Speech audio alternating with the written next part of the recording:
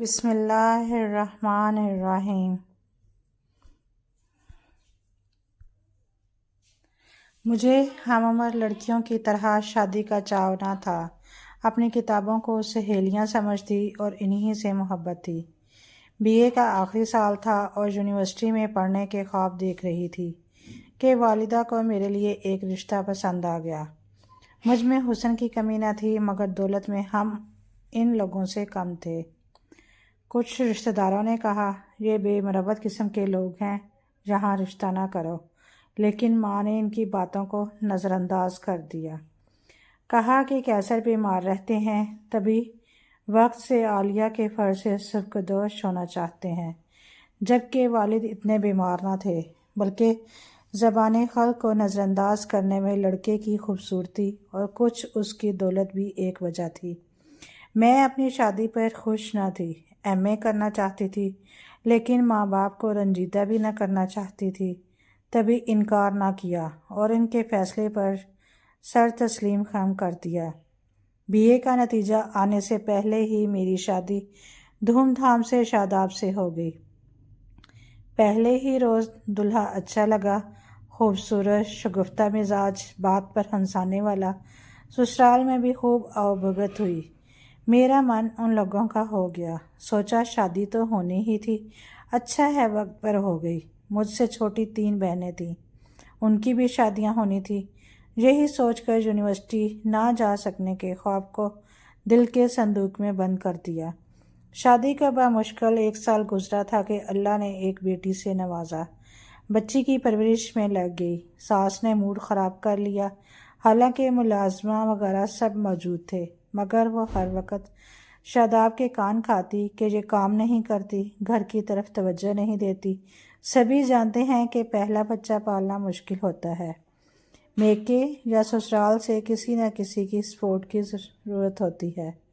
میری بیٹی شیبہ کی پرورش میں امی جان اور بہنیں تعاون کرتی تو میں میکے چلی جاتی۔ اس پر شاداب کی امی اور بہنیں برا مناتی۔ بالآخر میکے جانا چھوڑ دیا تاکہ گھر کا ماحول خراب نہ ہو۔ امی، ابو، بھائی اور بہنیں سب پوچھتے، فون کرتے کہ کیوں نہیں آتی، کیا بتاتی کہ یہاں سب برا مناتے ہیں، تبھی شوہر نے منع کر دیا ہے کہ میکے نہیں جانا۔ ان سے کہتی میں اپنے گھر میں سکون سے ہوں، حالانکہ یہ بات درست نہ تھی، اپنے گھر سکون سے نہ تھی۔ اس گھر کا ہر فرد یہ احساس دلاتا کہ میں غریب گھرانے سے ہوں اور امیر لوگوں نے بہو بنا کر احسان کیا ہے، تو اب مجھ کو ان کا یہ احسان بھولنا نہ چاہیے، چاہے کوئی سوانے کا نوالا کھلائے اور کسی نہ کسی بہانے بے عزتی بھی کرتا رہے تو انسان کا دل ٹوٹ جاتا ہے۔ تب پھولوں کی سیج بھی نہ کانٹوں کا گہوارہ بن جاتی ہے۔ یہاں کھانے پینے، پہننے اوڑھنے کی کمی نہ تھی، گہنے پانے، ہار سنگھار کا ڈھیر سارا سامان، سب کچھ تھا، لیکن سسرال والے جن نظروں سے دیکھتے ان میں مجھ کو کمتر سمجھنے کا ایک احساس پوشیدہ ہوتا تھا۔ اسی احساس کی لو پر میرا دل ہر لمحہ سو لگتا اور پگھلتا رہتا۔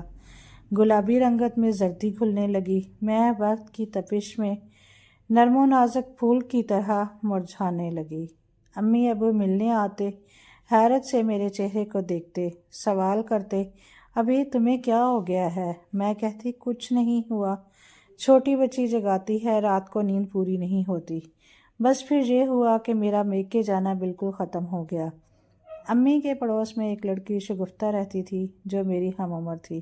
اتفاق سے اس کی شادی ہمارے ساتھ والے گھر میں ہو گئی۔ بیاہ کرائی تو میرے پاس آنا جانا شروع کر دیا۔ یوں شگفتہ کی زبانی میری امی کو میرے بارے میں باتیں پتہ چلیں۔ امی کہتی کہ حیران ہوں، عالیہ کس مٹی کی بنی ہے، اتنا کچھ سہ کر بھی میکے میں شکوہ نہیں کرتی۔ شاداب زیادہ تر اپنے کاروبار کے سلسلے میں باہر رہتے، رات کو آتے، جو ماں رپورٹ دیتی اس کے مطابق ان کا رویہ میرے ساتھ ہوتا۔ شریف گھرانے کی لڑکیاں ہر دکھ سہتی ہیں، مگر اس وجہ سے اپنا گھر نہیں چھوڑتی کہ ماں باپ کو تکلیف نہ ہو۔ میں نے بھی خاموشی سے تلخ رویے برداشت کیے، والدین سے شوہر اور ان کے گھر والوں کی شکایت نہ کی۔ میری بیٹی شیبہ بمشکل 2 برس کی تھی کہ دوسری بیٹی ہو گئی۔ 2 ننھی منھی بچیوں کی پرورش میں سب کچھ بھلا دیا۔ اپنی ہستی سے بیگانہ ہو گئی۔ انہی دنوں ساس بیمار پڑ گئی۔ ان کی خدمت گزاری کو شاداب نے اپنی ایک کولیگ کے توسط سے ایک نرس کا انتظام کر دیا۔ یہ نرس ان کی کولیگ کی بہن تھی۔ لڑکی 16 برس کی تھی اور اس کا نام فرزانہ تھا۔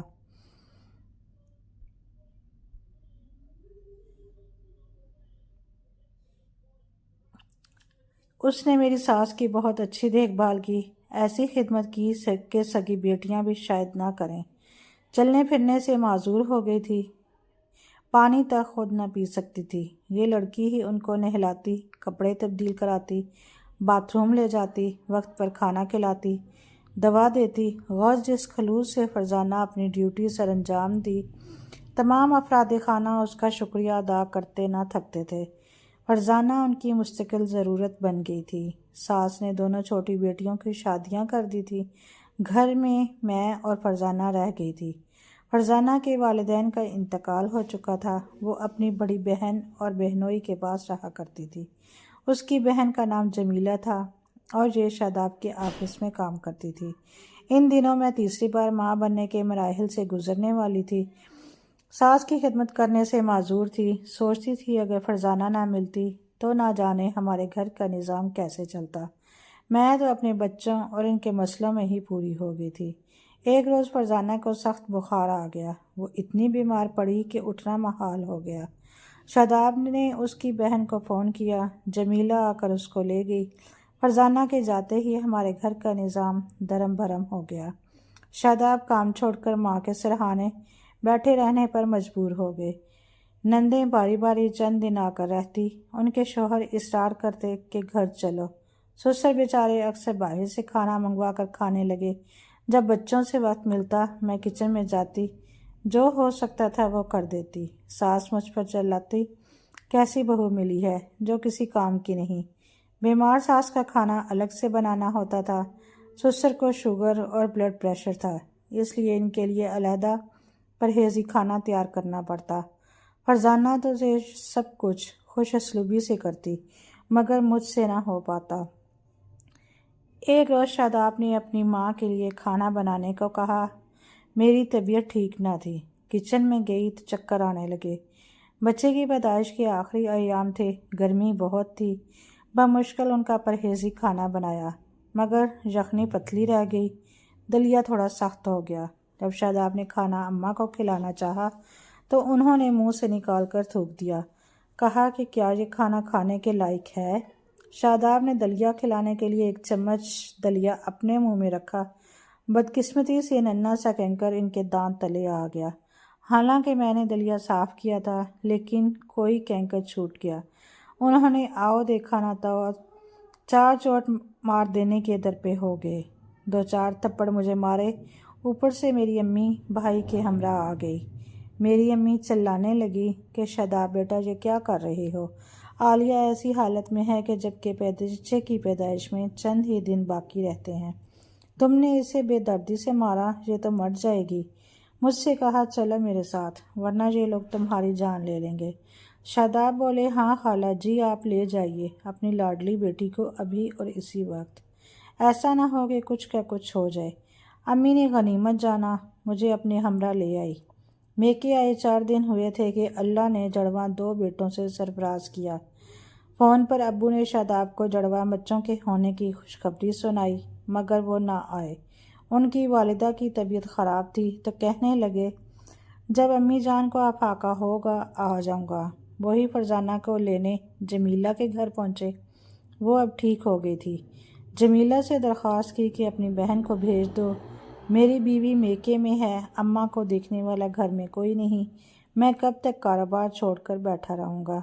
جمیلہ نے مہربانی کی۔ فرزانہ دوبارہ ہمارے گھر آ گئی۔ گھر پھر سے سنبھل گیا۔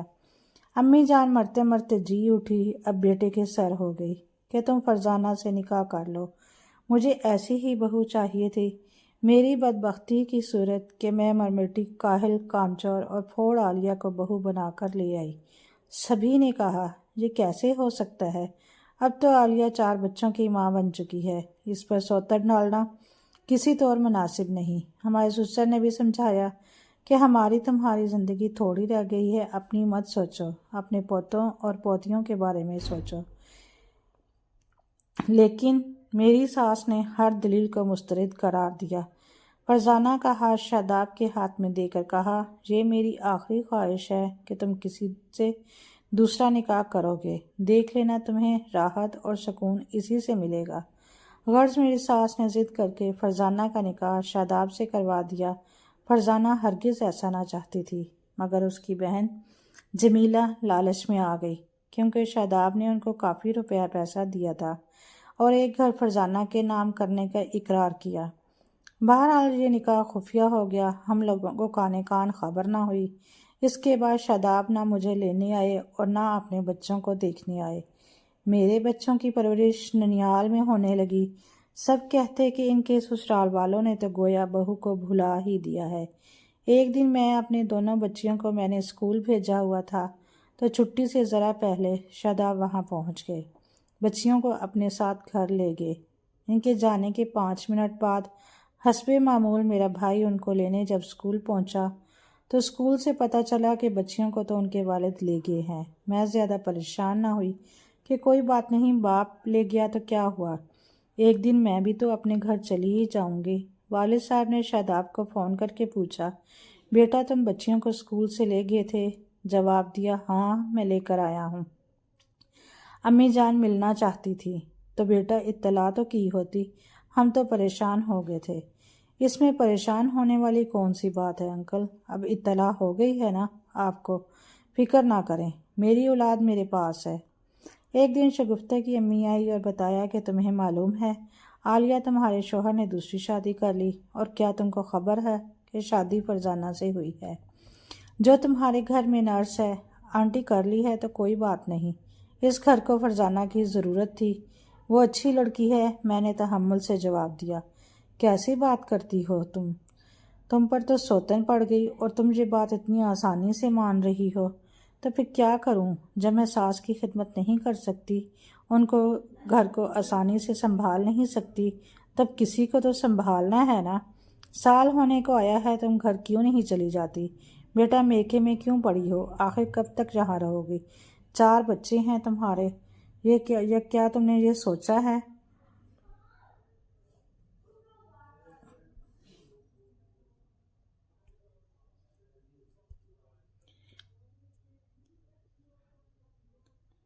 کہنے لگی، ارے ہم تو اس انتظار میں تھے کہ شاداب خود آ کر لے جائے گا ہماری بٹیا کو، کیا خبر تھی کہ وہاں کیا کھچڑی پک رہی ہے؟ میرے بجائے امی نے جواب دیا اور رونے لگی۔ رو تو میں بھی رہی تھی، لیکن میرے آنسو دل میں گر رہے تھے، اور یہ سچ ہے کہ جو آنسو آنکھوں کی بجائے دل میں گرتے ہیں وہ پانی کے قطرے نہیں ہوتے، بلکہ دہکتے ہوئے انگارے ہوتے ہیں جو وجود کو داغتے رہتے ہیں۔ ابو نے شاداب کو فون کیا، انہوں نے فون ریسیو نہ کیا۔ بچوں کی جدائی تو میری جان پر بنی ہوئی تھی۔ شگفتہ اپنی ماں کے گھر میں آئی تو میرے پاس بھی آئی، بتانے لگی، فرزانہ نے بچیوں کو بہت پیار سے رکھا ہوا ہے، تم فکر مت کرو، تمہاری بچیاں بالکل ٹھیک ہیں، وہ کسی اور اسکول میں جاتی ہیں، فرزانہ ان کو تیار کرتی ہے، ناشتہ کراتی ہے، لنچ بنا کر دیتی ہے۔ فرزانہ اس بات سے خوش نہیں ہے کہ بچیاں تم سے جدا رہیں، وہ چاہتی ہے کہ تم واپس گھر آ جاؤ۔ میں نے سب کچھ خاموشی سے سنا اور کوئی تبصرہ نہ کیا، یہی کہا کوئی مسئلہ نہیں ہے، بس اللہ کو یہی منظور تھا۔ اب جب بھی شگفتہ ہمارے گھر آتی تو مجھ سے کہتی، واقعی فرزانہ اچھی انسان ہے، وہ تمہارے شوہر سے کہتی رہتی ہے کہ عالیہ باجی کو گھر لے آؤ، ہم دونوں مل کر رہیں گی۔ وہ تمہاری ساس کو بھی سمجھاتی ہے کہ اپنی بڑی بہو کا خیال کریں، آپ بھی ایک عورت ہیں، اور کسی عورت کا گھر برباد کرنا یا اس کے بچے اس سے جدا کرنا ٹھیک بات نہیں۔ اس بات پر ساس اور فرزانہ میں کافی اختلاف رہتا ہے۔ ایک روز ایک تقریب میں فرزانہ سے اتفاقاً ملاقات ہو گئی، وہ میری دونوں بچیوں کو ساتھ لے کر آئی تھی۔ میں خود پر قابو نہ رکھ سکی اور بھری محفل میں بچیوں سے لپٹ گئی۔ آج تو آنسوؤں پر بھی اختیار نہ رہا۔ میری حالت دیکھ کر فرزانہ بھی رونے لگی، بولی، باجی میں نے بہت منع کیا، مگر جمیلہ باجی اور میرے بہنوئی نے مجھے مجبور کر دیا تھا، وہ لالچ میں آ گئے تھے، مجھے کہنے لگے، اگر ہمارا کہا نہ مانا تو ہمارے گھر میں بھی تم رہنے مت آنا، آپ کو تو پتہ ہے میرے ماں باپ نہیں ہیں، میں کہاں جاتی؟ آپ کو قسم ہے اپنے رب کی، اپنے گھر آ جائیے۔ وعدہ کرتی ہوں اگر آپ نے شاداب سے صلح کر لی تو میں آپ کی زندگی سے نکل جاؤں گی۔ آپ کو اس طرح اپنے بچوں کے لیے تڑپتا نہیں دیکھ سکتی۔ وہ واقعی یہ الفاظ دل سے کہہ رہی تھی اور میرے دل پر اس کی بات اثر کر رہی تھی کہ دل سے نکلی بات اثر رکھتی ہے۔ اس کے بعد تو جیسے فرزانہ نے اپنا مشن بنا لیا، وہ مجھے گھر لے کر ہی جائے گی۔ اس نے شاداب کے بھی کان کھا لیے کہ باجی کو گھر واپس لاؤ گے، ان کے ساتھ حسن سلوک سے رہو گے تو میں رہوں گی، ورنہ میں چلی جاؤں گی۔ ایک دن شگفتہ نے آ کر بتایا کہ فرزانہ روٹھ کر اپنی ایک سہیلی کے گھر چلی گئی ہے، اور جھگڑا تمہیں پتہ ہے کس بات پہ ہوا ہے؟ وہ یہ جھگڑا کر رہی ہے کہ تم کو گھر واپس لایا جائے، اور یہ افواہ بھی سنی ہے کہ شاداب اس کو طلاق دینے والا ہے۔ کچھ دنوں بعد میرے سسرال کے کچھ معزز لوگ ابو کے پاس صلح صفائی کو آئے۔ شاداب بھی ساتھ تھے۔ اب اس نے معافی مانگی، مجھے گھر لے گئے۔ میں تو اسی دن کی منتظر تھی کہ اپنے گھر لوٹ جانا چاہتی تھی۔ بچیوں کے بغیر اب میں نہ رہ سکتی تھی۔ گھر میں قدم رکھتے ہی مجھے سکون مل گیا، جیسے کسی کو اپنی کھوئی ہوئی جنت واپس مل جائے۔ میرا کمرہ صاف ستھرا اسی طرح سجا ہوا تھا، ہر شے کرینے سے رکھی ہوئی تھی۔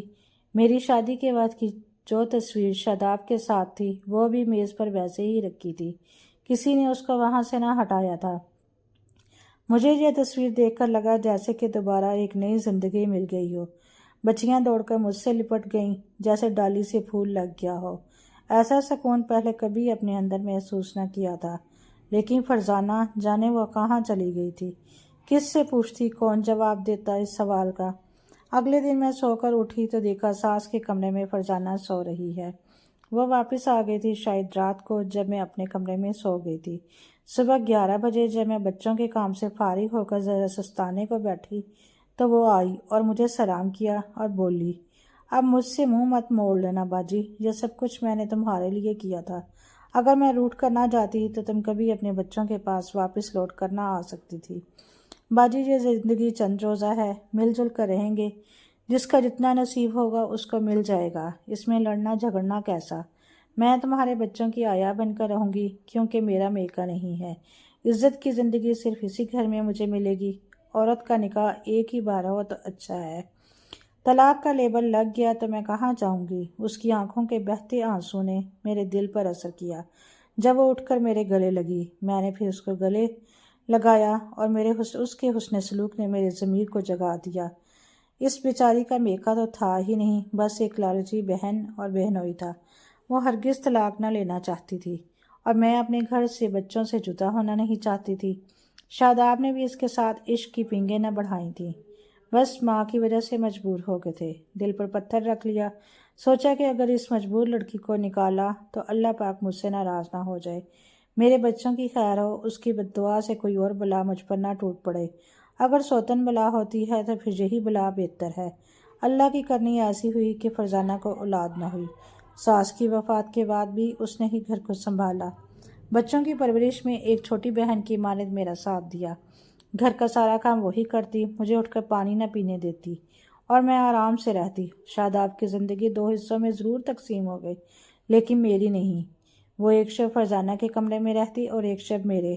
انہوں نے انصاف کا ترازو برابر رکھا۔ اس گھر میں میرا درجہ بڑی بہو کا تھا۔ وہ بیچاری بے اولاد تھی، مگر اس نے میرے بچوں سے سگی ماں جیسا پیار کیا، تو میرے بچے بھی اس کے ساتھ پیار کرنے لگے۔ میرے گھر کے سکون کو اس طرح 2 عورتوں کی قربانی نے تہ و بالا ہونے سے بچا لیا۔ بچے بڑے ہو گئے، وہ فرزانہ کی قدر و عزت ویسے ہی کرتے جیسے میری کرتے۔ یہ بات بالکل سچ ہے کہ انسان چاہے تو دشمن کا دل جیت سکتا ہے، اور آدمی اپنی قدر خود کرواتا ہے۔ عزت کے بدلے عزت ہی ملتی ہے اور بدنیتی کے بدلے ذلت۔ کم از کم میرا تو یہی تجربہ ہے۔ فرزانہ نے ہر طرح کے دکھ سکھ میں میرا ساتھ دیا، لہٰذا مجھے سوتن کے ہونے سے کوئی پریشانی نہیں۔